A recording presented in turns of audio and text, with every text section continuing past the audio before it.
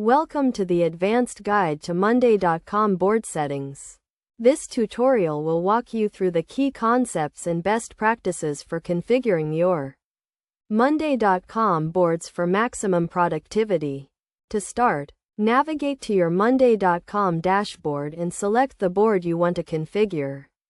Click on the Settings icon, which looks like a gear, to access the board settings. The first section you will see is the board name and description. Here you can rename your board and add a description to provide context for your team members. Next, you will see the Columns section. This is where you can add or remove columns, as well as configure the column types. Monday.com offers a variety of column types, including text, date, numbers, and more. To add a new column, click the Add Column button and select the column type you want to use. You can also reorder columns by dragging and dropping them into the desired order. The next section is the Groups section. Groups allow you to organize your items into categories and filter your board accordingly. To add a new group, click the Add Group button and select the columns you want to use to create the group.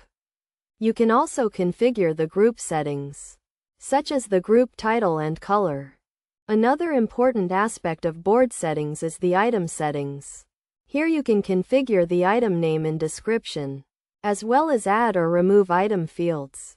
Item fields allow you to capture additional information about each item, such as due dates or assignees. To add a new item field, click the Add Field button and select the field type you want to use. In addition to these settings, Monday.com also offers a range of automation and integration options.